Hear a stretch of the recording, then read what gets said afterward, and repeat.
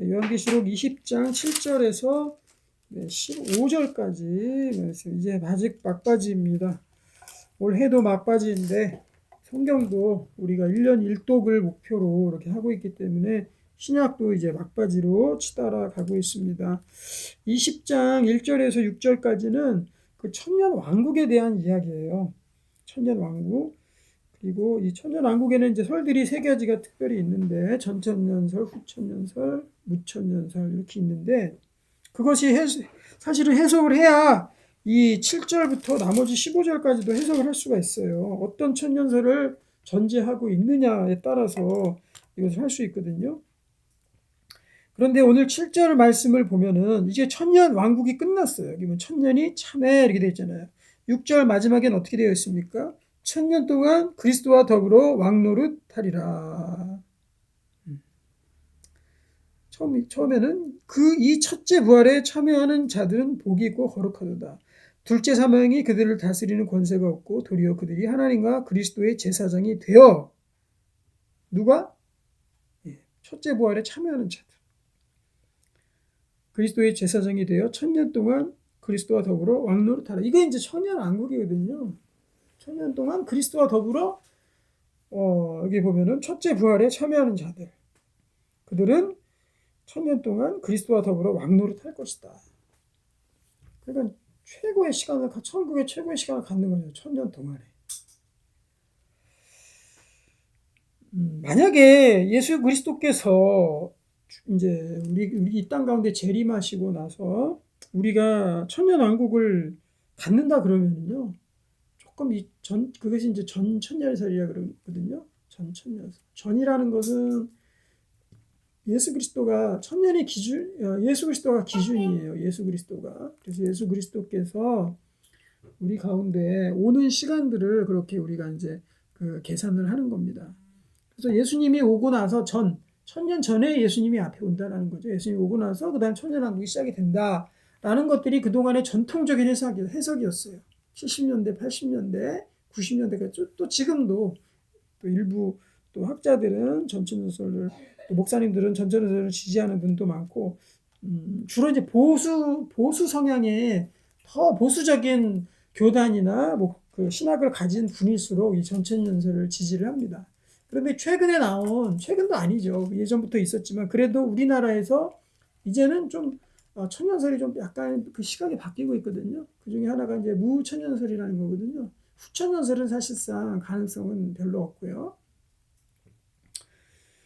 무천년설이라는 것은 천년 자체가 상징이라는 거예요. 상징. 진짜 천년이 아니고. 그 이유가 바로 여기 있습니다. 7절에 보면은 천년왕국이 다 끝나고 천년이 찼죠. 천년이 참에 사탄이 그 옥에서 놓여 이것 때문에 그런 거예요. 이게 성경 전체의 맥락과 정신과 그렇게 사실 썩 어울리는 부분은 아닙니다. 예수 그리스도께서 재림하셨어요. 우리는 천국 백성이 됐어요. 예수님과 혼인잔치에 다 참여하고 천년 동안 정말로 하나님 나라에서 왕노릇하면서 그렇게 지냈습니다. 그 이후에 다시 또 사탄이 풀린다는 거죠. 사실상 굉장히 우리가 받아들이기 쉽지 않은 부분이고 과연 하나님께서 예수님께서 그렇게 예수님의 재림이 마지막이라 그러고 그때를 위해서 계속 예언과 모든 것들을 하시고 그때 우리의 완성을 예언하시고 또 백보자 심판까지도 다 여기에서 보면은 있는 그런 가운데 정말 또 사탄이 그 이후에 풀려가지고 거기에서 막 뒤에 보면 곡과 마곡의 전쟁이 나오거든요. 뒤에 볼까요? 8절 볼까요? 나와서 땅의 사방 백성과 곡과 마곡을 미혹하고 모아 싸움을 붙이리. 또 여기 보면 사방 백성을 또 모은대요. 그 수가 바다의 모래 같아요. 천년 동안 그럼 이 백성들은 어디 있었습니까?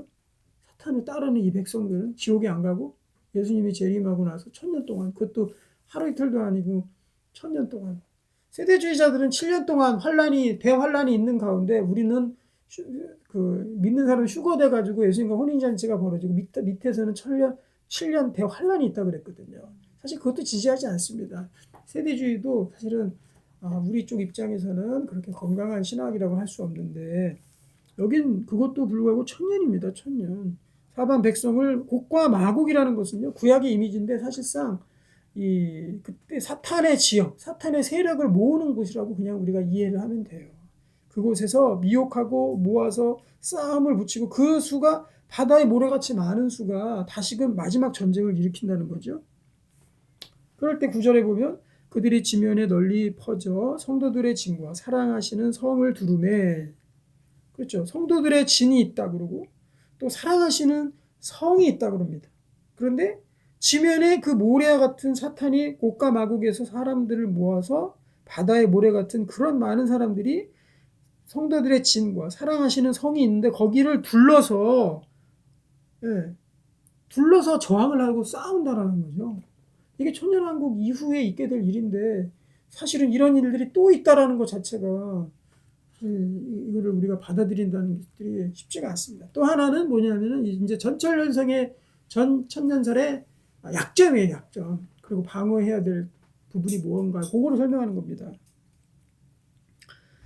또 하나는 뭐냐면은 이 천년이라는 개념이에요. 이 천은 우리가 일찍이 보았던 게 14만 4천에서 천을 보았습니다.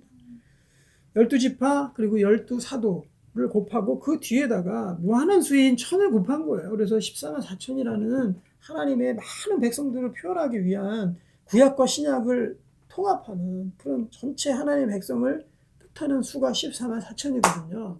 그거는 실제 수가 아니라고 했습니다. 상징의 수라고 했습니다. 거기서도 천이 등장해요. 천으로 곱하는 거죠. 그래서 14만 4천이 나오는 것인데 과연 그러면은 이 천년왕국이다 그러면은 여기에서는 사실 실제 천년왕국이 맞다 그러면 실제 수로 봐야 되거든요.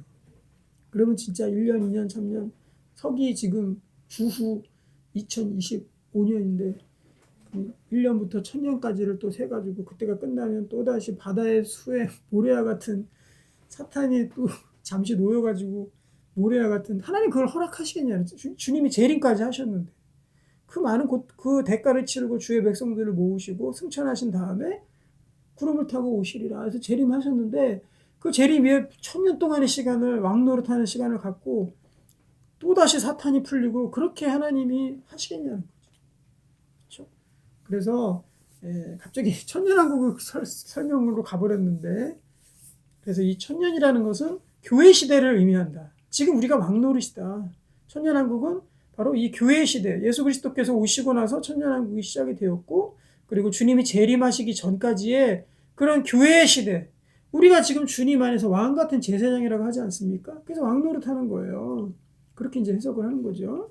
이거는 실제 수가 아니라 지금 우리 교회 시대를 뜻하는 수다. 그리고 이 곡과 마곡의 전쟁은 무엇이냐? 마지막 대환란을 이야기하는 것이다. 그래서 교회 시대가 끝나고 이제 대환란이 시작이 되죠. 지금도 환란이 점점 심해지고 있죠. 나중에 대환란이 시작됐을 때 그때 마지막으로 사탄이 그 옥에서는 마지막 발악을 하는 거죠. 마지막 사탄의 최종 공격이 있는 것입니다. 그래서 수많은 사람들, 사방 백성, 그때는 이해가 되는 거죠. 얼마나 사탄을 따르는 그런 백성들이 많겠어요. 그렇죠? 지금도 많은데. 그리고 바다의 수와 모래와 같다. 지금도 이해할 수 있는 거죠. 하나님 믿지 아니고 사탄을 숭배하고 하나님을 대적하는 바다의 모래수 같이 엄청 많아요. 오히려 하나님의 백성들은 여기 보면은 성도들의 진과 그렇죠? 사랑하시는 성, 그게 더 잘 어울리죠. 지금은 우리가 성도들의 진입니다. 이거 교회. 세상 가운데서 가끔씩 드물게 서 있는 저 오지 같은 곳 또는 하나님을 믿지 아니하는 사람들이 많이 있는 곳, 또 전도가 이루어지지 복음이 선교가 이루어지지 않은 곳, 그런 곳에서는 어때요? 그런 곳에서는 하나님 나라의 교회가 하나님의 여기 보면 성도들의 진이 그렇게 많지 않을 거라고요. 드문드문 그렇게 있겠죠. 성도들의 진. 거기를 공격한다는 거죠. 마지막 대환란 때 주님께서 사랑하시는 성. 지금 우리 대한민국을 생각하니까 여기저기 성도 많고 하나님의 여기 보면 성도들의 진도 많고 그렇잖아요. 하지만은 다른데 루안다, 제가 그때 루안다 얘기했죠. 루안다 반경 50km, 100km에도 교회가 없어요. 교회가 예배 드리기가 힘들어. 자기 직장 출장을 갔는데 예배 2달 동안 예배도 못 드리고 거의 죽는 얼굴로 왔다 그랬죠. 누가? 집사님 한 분이. 그렇게 예배 드릴 수 있는 곳이 없습니다. 그 성도들의 진이 간혹 있겠죠. 드문드문. 사랑하시는 성이 드문드문 있겠죠. 거기를 둘러서 바다의 모래와 같은 그 많은 사탄을 따르는 무리들과 마귀들, 악한 영들이 총공세를 한다는 거죠.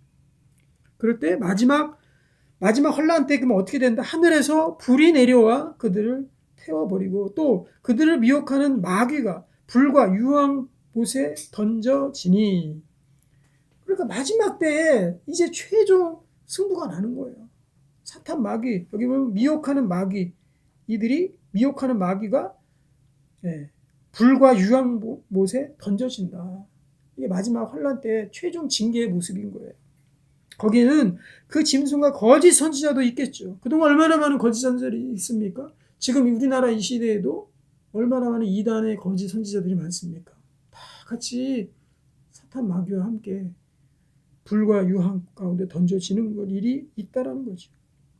만약에 전천년설이 맞다 그러면 짐승과 거짓 선지자들이 어떻게 1000년 동안 뭐 하고 있는 겁니까? 이 사람들은 어디가 있는 거예요?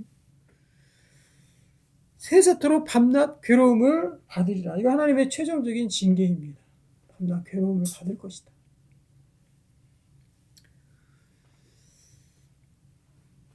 이게 마지막의 모습이라는 거죠. 그러니까 우리들 성도들은 이제 이곳에서 어떻게 하고 있어야 되는 것입니까? 여기 핵심 구절은 오늘 9절 말씀, 성도들의 진과 사랑하시는 성입니다. 예전에 우리가 진체제 교회에서 진별로 이렇게 했죠. 그래서 이거는 이제 구약에서 이스라엘 백성들이 광야를 지날 때 진으로 나누어서 이동을 했거든요. 그래서 그거를 진체제라고 부르고 거기에서 진으로 이렇게 이동하고 그 한 단위, 큰 단위를 진으로 이렇게 이제 명명을 했습니다. 그런데 여기 보면은 이제 신약에서는 마지막 때에 성도들의 진이라 그러죠. 이런 거는 교회 단위라고 저는 생각을 해요. 대형교회 같으면 대형교회 안에서의 그러한 또 중규모의 단위들, 이런 하나님의 성도들의 진이 있잖아요. 우리가 그 진을 잘 지켜야 된다 이것이죠. 우리 물고기들이 조그만 물고기들 있잖아요. 조그만 물고기고 잘 먹히는 물고기일수록 수가 많습니다. 그 수가 옆에 있는 천적들이 고래나 상어나 큰 물고기들이 와서 잡아먹으려면요, 걔네들이 똘똘 뭉쳐가지고 딱 원을 만듭니다. 이렇게 또 구를 만들어요. 딱 원을 만들어서 거기에 딱 뭉쳐서 있어요. 그래야지 그들의 피해를 최소화할 수 있거든요. 터지면은 다 잡아먹힙니다. 그런데 그들이 오지 못하도록 막 빠른 속도로 돌면서 이렇게 뭉쳐 있는 것들을 보게 되는 거죠. 거기에서 상어나 이런 것들이 악한 무리가 다 먹으려고 이렇게 돌고 있는 거 아닙니까? 그 가운데서 물고기들이 거기서 살려고 진을 치는 거죠. 그리고 군대에서도 전쟁을 할 때 진을 치는 게 굉장히 중요합니다. 진지 구성, 진지를 구축하는 거 굉장히 중요하거든요. 진을 잘 구축을 해놔야 됩니다. 이 영적 진이라는 거죠. 그래서 영적 진에는 대장이 있고 거긴 장수가 있습니다. 그 대장이 진을 잘 이끌고 하나님의 강력한 능력으로서 잘 뭉치고 똘똘 뭉칠 수 있도록 그렇게 진 구성을 해놔야 되는 거예요. 진지를 구성을 해놔야 되는 거예요. 구축을 해놔야 되는 거예요. 이 시대에 하나님의 교회가 바로 성도들의 진입니다. 사랑하시는 성입니다. 성을 잘 쌓고 그리고 사탄 마귀의 공격으로부터 우리 양떼들을 지키기 위해서 진지를 잘 구축을 해놔야 되겠죠. 그래서 하나님의 말씀으로 양육하고 또 서로 간에 교제하고 사랑하고 그리고 서로 케어링 해주고 그것이 우리 교회에서 뭐예요? 모임인 거죠. 모임인 거. 그래서 이 50부장, 100부장, 1000부장 그리고 진 이렇게 이제 나가는데 우리 교회는 작은 모임과 큰 모임으로 이렇게 나누고 그 위에 진이 있는 때까지 할지는 모르겠습니다. 그때는 교회가 더 커져야 되겠죠. 그래서 일단은 작은 모임. 그래서 우리 5명에서 10명 사이에 그런 소그룹. 소는 한자어, 그룹은 영어인데 한자와 영어를 섞어가지고 소그룹이라고 쓰는 이 민족을 주여 용서하소서. 왜 우리나라는 이렇게 우리나라에 대한 언어에 대한 사랑함이 없습니까? 너무나 외래어들을 잘 갖다 붙이고 너무 자주 사용해요, 우리나라. 그런데 한민족의 흥망성쇠는요, 언어에 달려있는 거 모르시죠? 그래서 어떤 민족이 식민지 통치를 하려고 그러면 그 나라의 언어부터 없애요. 그래야지 민족이 없어지거든요. 그래서 일본에서도 와서 우리나라의 언어를 못 쓰게 하고 일본말을 교육해서 요즘에 제가 성전 건축을 하고 있지만은 건축할 때 건축사들의 용어가 있잖아요. 근데 처음부터 그게 다 일본 말이에요.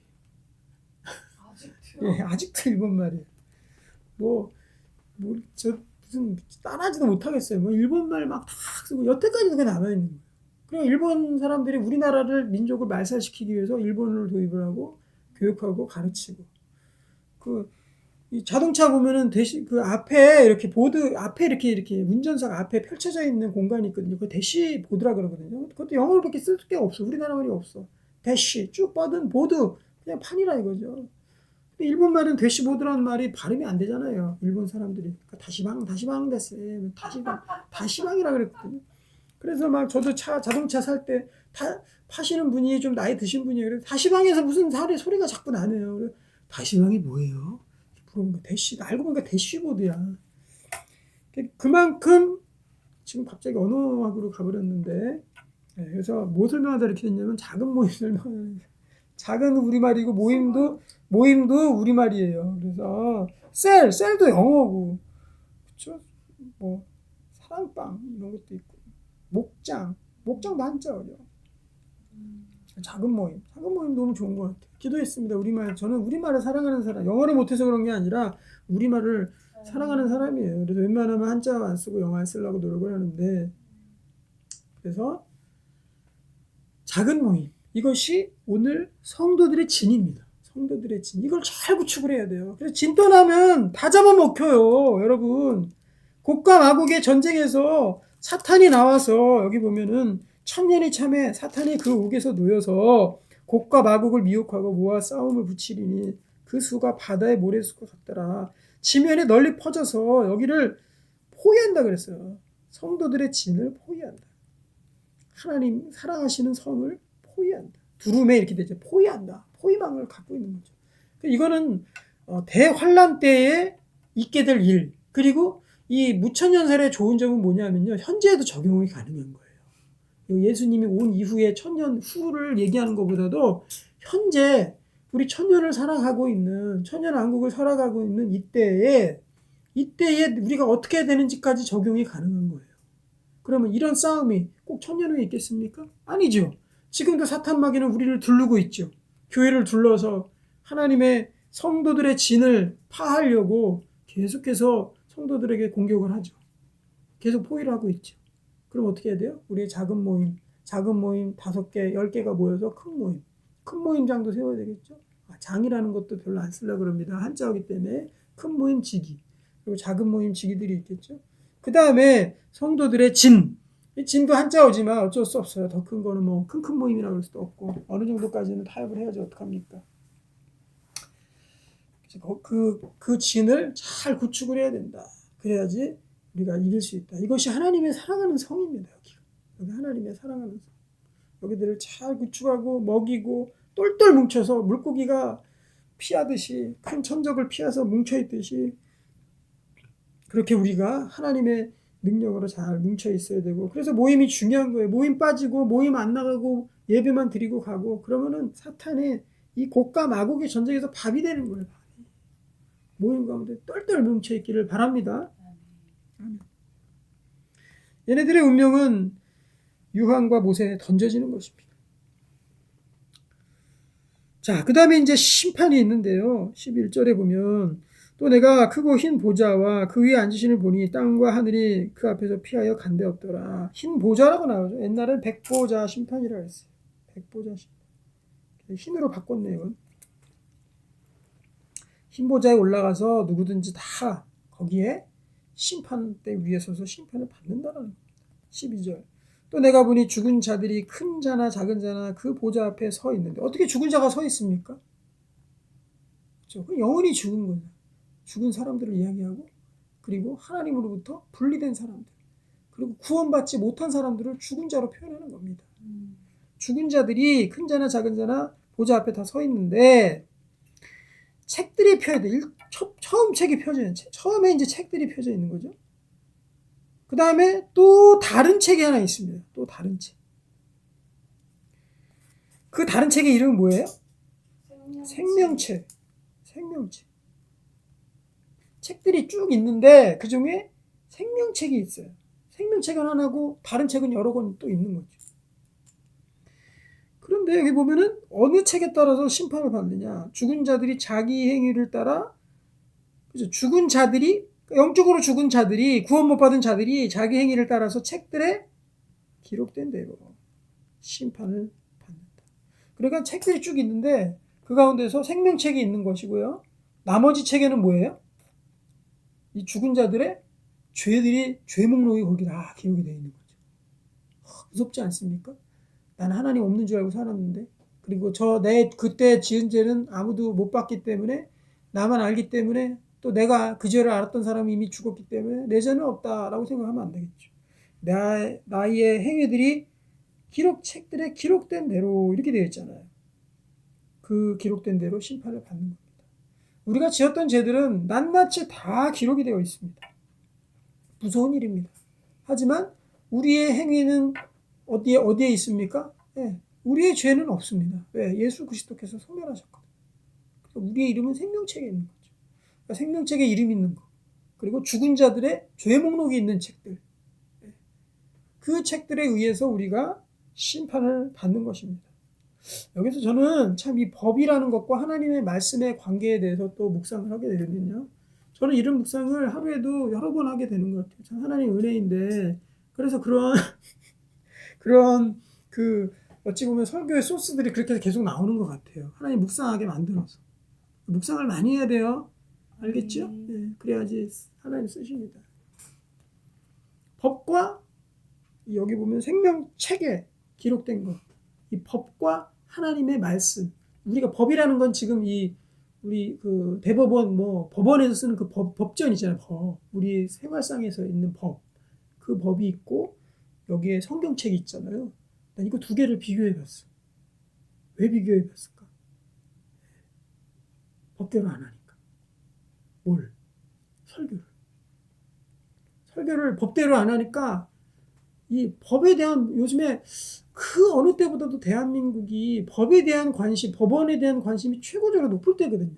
왜냐하면 작년에 그런 좀 불미스러운 일들이 일어났고 전직 대통령은 감옥에 가 있는 상태고, 그렇기 때문에 그 대통령이 감옥에 넣느냐 나오느냐 중간에 풀려느냐 다시 구속되느냐, 다 이런 것들이 어떤 의견 때문에 그렇습니까? 아니 뭐로 인해서 할 수 있는 거예요? 법에 써 있는 법 조문의 해석으로 인해서 그 일이 결정이 되는 겁니다. 법에 의한 해석, 법대로, 법에 써 있는 대로 요것을 잘못했으면 요렇게 처벌한다라는 그 법이 없이는 절대 그 누구도 어떠한 잘못을 한 사람이라도 법 조문에 써 있는 대로 할 뿐이지, 거기에서 어긋나거나 없는 것들을 하면 어떻게 돼요? 처벌을 또 받는, 그것도 불법입니다. 저는 그렇게 생각해요. 법 조문으로 우리가 뭘 잘못하면, 법을 어기면은 우리가 벌을 받고, 또 어떤 거를 어기면은 죄가 되고, 이런 것들을 우리가 어느 정도는 알고 있었죠. 남의 거 훔치면은 절도죄죠. 지난번에 계란 훔쳤는데 징역을 살고 그런 거 있죠. 절도하면은 그 범죄입니다.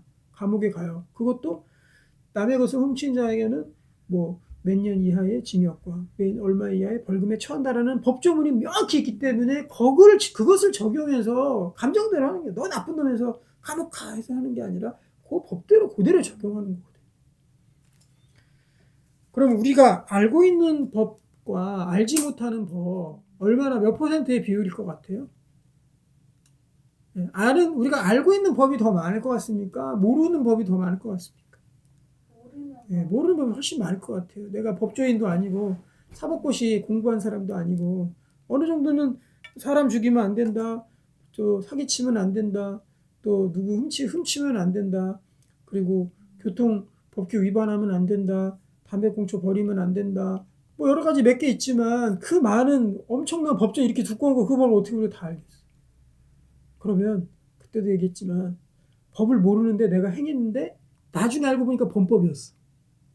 그러면 가가지고 잡혀왔는데 저 그런 법 있는지 몰랐어요 라고 하면은 그 사람이 처벌 받습니까? 안 받습니까? 맞아요. 받죠.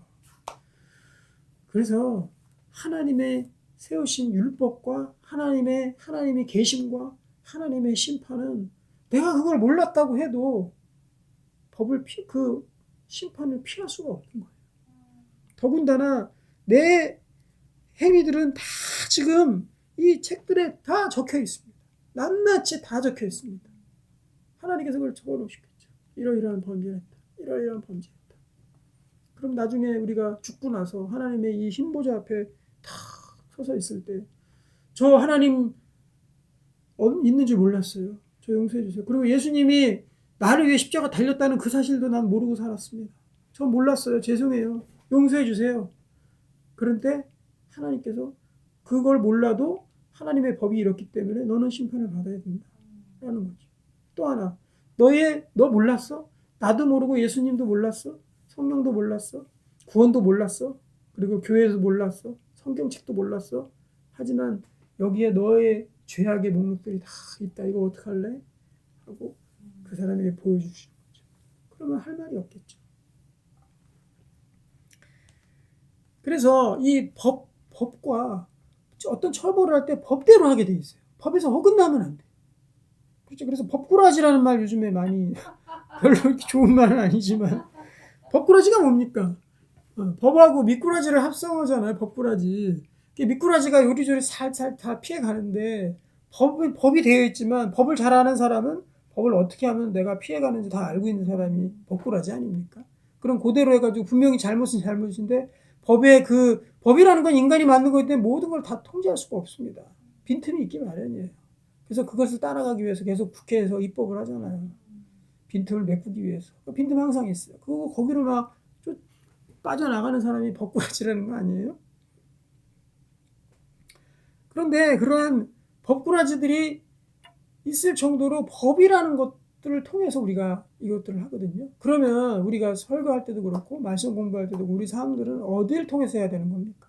그냥 감정으로? 하나님이 오늘은 나에게 기운을 주셨으니까 기쁜 마음을 오늘 웬일을 주시네 하고 그렇게 사는 겁니까?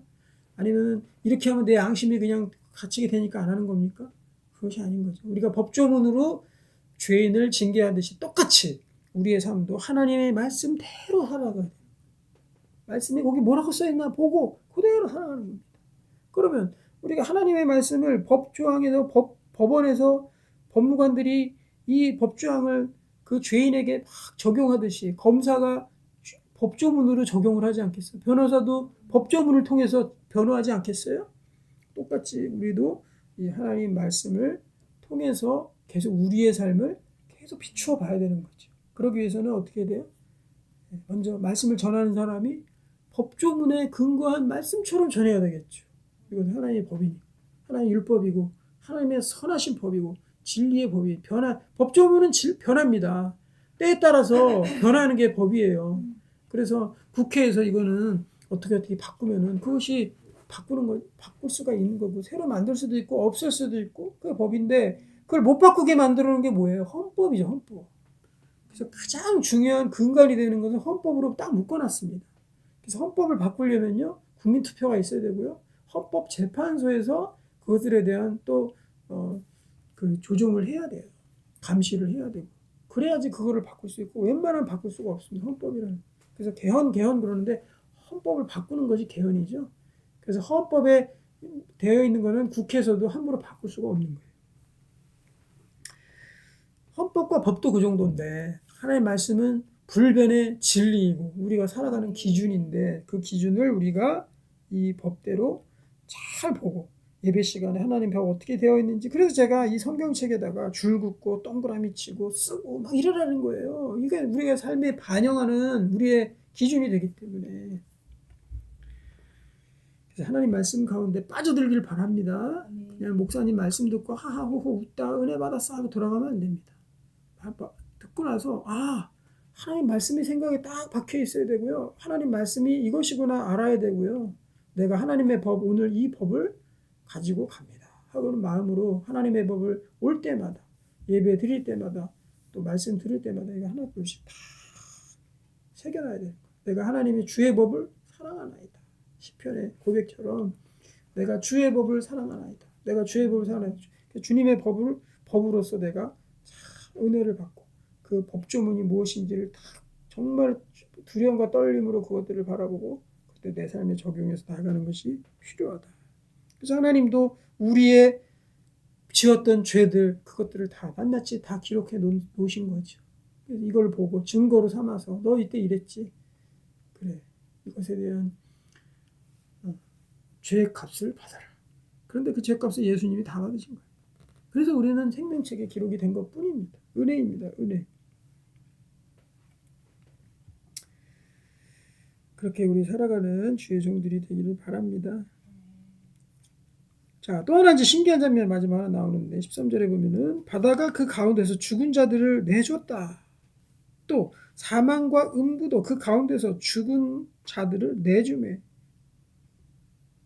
사람이 자기 행위대로 심판을 받았다. 이렇게 되죠. 그러니까는 생명책 외에 다른 책에 그 행위대로 기록된 대로 심판을 받았다. 근데 여기서 그 재미있는 또 신비한 표현이 하나 나오는데 바다가 죽은 자들을 내줬다 그러고 사망과 음부도 죽은 자들을 내줬다 그러잖아요. 이게 무슨 말입니까? 이거는 이제 제가 해석하기로는 이거는 죽은 그 자들의 부활을 얘기해요. 그러니까 둘째 사망이죠. 둘째 사망. 부활을 얘기하는 거예요. 죽은 자들이 큰 자나 작은 자나 다 책들 앞에 모여있다 그러는데 그럼 부활을 일단 해야 될 거 아니에요? 심판하려면? 죽은 자들은 땅속에 들어가 있죠. 그리고 음부에 가 있죠 지금. 그럼 일단 소환을 해야 될 거 아닙니까? 그 소환하려면 죽고 나면 어떻게 돼요? 우리는 모든 우리의 몸은 원소로 이루어져 있습니다. 그리고 화학 기호 하나하나로 다 이루어져 있어요. 제가 한때는 이런 생각하면서 신비롭게 생각했습니다. 물이 뭐예요? 물이 화학식으로 옵니까? H2O. 그래서 H가 두 개에다 O가 하나잖아요. 수소 두 개가 산소랑 결합해서 만나면 우리가 마시는 물이 된다는 거예요. 근데 산소는 여기 있고 수소는 여기 있잖아요. 이게 두 개 결합해서 우리가 마시는 물, 또 막 샤워하는 물이 된다는 얼마나 신기합니까? 하나님의 이 화학의 세계는. 그런데 그럼 우리가 죽고 나면은 우리의 몸이 분해가 되겠죠. 그래서 땅속에 100년 전에 묻었던 사람 들어가서 보면 아무것도 없어요. 다 분해돼가지고 어디 갔습니까? 그 사람 어디에서 부활하는 거예요? 그 육체가 어딘가에 그 사람을 구성했던 원소들이 있겠죠. 그리고 그 화학 기호들로 있겠죠. 예.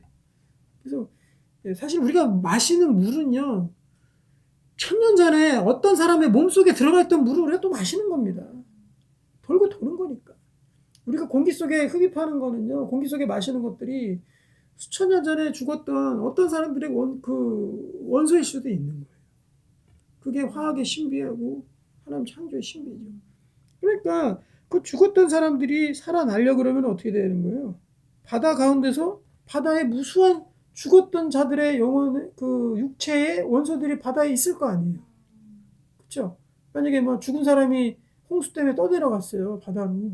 그 사람 어디로 가는 거예요? 바다 가운데 썩겠죠. 그러면 분해가 되겠죠. 그러면 그 사람을 구성했던 그 어떤 육적, 피지컬적인 원소들은 다 바닷속에 그대로 있겠죠. 그럼 그 사람이 부활할 때 어떻게 돼요?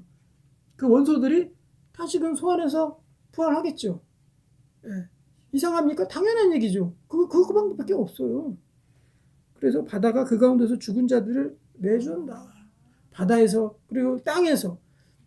지금도 6.25 전쟁 때 묻혔던 그 군인들의 유해 있잖아요. 유해 발굴 작업이 지금도 진행 중입니다. 왜냐하면 사람의 하나의 생명이 그렇게 중요하다는 거예요. 설사 죽었을지라도 그 사람들, 내 아들이 지금도 6.25 때 죽은 아들이 어디에 있는지를 알질 못하는 거죠. 그 사람 마음이 어떻겠어요? 그리고 그래서 세월호 예전에 사고 났을 때도 세월호 건질 때까지 부모들은 잠도 못 자고 그 유해라도 어떻게 구해가지고 그 장례를 치러줘야 사람이 안심이 되는 거예요. 저는 예전에 몰랐는데 우리 가족들을 잃어보니까 가족들이 돌아가시는 것을 보니까는 그 마음을 알겠더라고요. 한 사람이 죽고 우리 가족을 잃었다. 그러면은 그 사람의 그 시신 또 유해 이런 게 굉장히 소중한 거예요, 나에게. 그래서 마지막 이제 염할 때도 보면 마지막 가족의 모습도 보고 그리고 그 사람을 보고 싶다 했을 때 다시금 납골당에 찾아가게 되고 묘지에 찾아가게 되는 이유가 그것입니다. 드라마에 많이 나오죠. 그래서 다시 가서 무슨 큰일 하기 전에 가서 참배하고 막 이러잖아요. 그래서 6.25 전쟁 때 유해 발굴을 아직도 하고 있어요. 아직 못 찾은 군인들이 엄청 많거든요. 그 사람들 유해를, 그리고 우리나라를 위해서 헌신한 사람들이잖아요. 그 사람들의 유해를 찾아서 DNA 대조를 해보고 그것이 맞다 그러면 누구다 해가지고 그거를 다시 국립묘지에 그 상자에 넣어서 다시 안치시키고 거기에 대해서 그 사람을 기념해서 기념비를 세우고 그 사람들의 원소도 그 땅 안에 다 들어가고 때로는 비로 씻겨서 다 내려갔겠죠. 그것이 하늘로 뭐 증발을 했겠죠. 그 바다로 떠가진 아니면 땅에서 석회, 우리 뼈는 석회로 돼 있잖아요. 석회질로 돼 있잖아요. 뼈가. 그 석회가 다 부서져 가지고 땅 속에 그대로 원소로 그대로 있겠죠. 그런 모든 것들이 여기 보면은 사망과 음부도 그 가운데서 죽은 자들을 내줬다 이렇게 돼 있죠. 그러니까 죽은 자들의 부활을 이야기하는 거예요. 육체적인 부활. 그리고 부활하고 나서 자기 행위대로 심판을 받는다. 현재 진행형으로 지금도 이러한 일들이 이루어지고 있는데 우리가 조금 살았다고 해서 죽을 날을 전혀 생각하지 않고 내가 죽은 이후에 내 육체가 어떻게 되려는지 바다로 떠내려가려는지 어떻게 되려는지 그런 거 아무 생각도 안 하고 그냥 욜로 인생 또 워라벨의 인생 그렇게 살아가는 사람들이 지금도 부지기수입니다. 빨리 주님 앞에 회개하고 정신 차리고 내가 죽으면 어디로 어떻게 떠내려가는지 어디 이렇게 되는지 또 내가 지었던 과거의 죄들은 어떻게 되는 것인지 그런 것들을 내가 잘 파악을 해야 되겠죠. 그리고 하나님 가운데 돌아와야 되겠죠. 죄에 대한 징계는 반드시 있습니다. 그거는 너무한 거 아닙니까? 내가 10년 전에 지었던 죄들 왜 그것까지 자꾸 파내가지고 나를 징계하려 드십니까? 이렇게 얘기할 수 있잖아요. 하지만 그것에 대한 기준은 우리 마음속에 이미 있다. 왜냐하면 예전에 성범죄하고 나서 30년 전에 성범죄하고 나서 한 사람의 영혼을 완전히 육체까지도 망친 사람이 있다고 쳐봅시다. 그 사람이 30년 후에 그 범인을 잡았어요. 그럼 많은 사람들이 그거 그냥 30년 전에 했으니까 넘어갑시다. 이렇게 얘기하면 되겠습니까? 거기에 대한 징계를 받아야 된다고 누구든지 아마 그렇게 외칠 것입니다. 그리고 연쇄살인범 잡았는데 그 사람이 너무나도 어떻게 그렇게 할 수밖에 없는 상황이었으니까 이번에만 용서해 주십시다 하고 넘어가겠습니까? 결단코 그럴 수 없는 것이에요. 그것이 하나님의 공의입니다. 공의라 그래. 그걸 공의. 그래서 그 공의가 우리 마음 가운데도 다 있어요. 사람들 마음 가운데도. 그래서 내가 내 공의로 내 자신을 정죄하고 심판하는 겁니다. 그런 개념까지도 우리가 잘 알았으면 좋겠고 그리고 이제 14절에 보면은 사망과 음부도 불못에 던져지니 이것은 둘째 사망이고 불못이라. 이것이 둘째 사망. 첫 번째 사망은 이 땅에서 죽는 게 첫 번째 사망. 둘째 사망은 불못에 던져지는 게 둘째 사망. 그런데 하나님께서 경고하시죠. 15절 같이 읽겠습니다. 누구든지 생명책에 기록되지 못한 자는 불못에 생명책에 이름이 들어가느냐 안 들어가느냐 그 책에 내 이름을 올리느냐 안 올리느냐가 불못에 들어가느냐 안 들어가느냐를 결정짓는 중요한 기준이 된다라는 것이지요. 법원에서 판결받는 거랑 똑같죠. 그 법에 기록이 된 책에 기록이 된 대로예요. 여러분 하나님의 법을 정말 사랑하셔야 됩니다. 하나님의 법을 생명과 같이 지키도록 노력해야 되고 하나님의 성경책에 동그라미 쳐야 되고 하나님의 법조문이 이 성경책에 밑줄을 그어야 되고 또 이것들을 반복해서 읽어야 되고 매일매일 묵상해야 되고 그래야 내가 이 생명책에 이 법조문 곧 이것이 생명책이에요. 이게 이 성경 말씀이 생명책이란 말이에요. 생명책. 이 생명책을 가까이 사랑하고 대하는 사람이 하나님의 백보자 심판에서 그 생명책에 내 이름을 올릴 수 있는 겁니다. 그래서 하나님의 법 가운데서 선한 복으로 또 하나님의 성도들의 진과 사랑하시는 성을 하나님의 말씀의 법으로 지켜나가는 우리 귀한 성도들 되기를 소망합니다. 기도하겠습니다. 하나님 아버지 우리에게 주신 하나님의 은혜들 잘 붙들고 나아가기를 원하며 아버지 우리를 애워싸고 포위하고 지금도 많은 사람을 잡아가고 넘어뜨리는 사탄마귀의 세력과 싸워서 이기게 하시고 생명책에 기록되어서 많은 사람들 이끄는 교회와 성도들 되도록 인도해 주시옵소서. 예수님의 이름으로 기도합니다.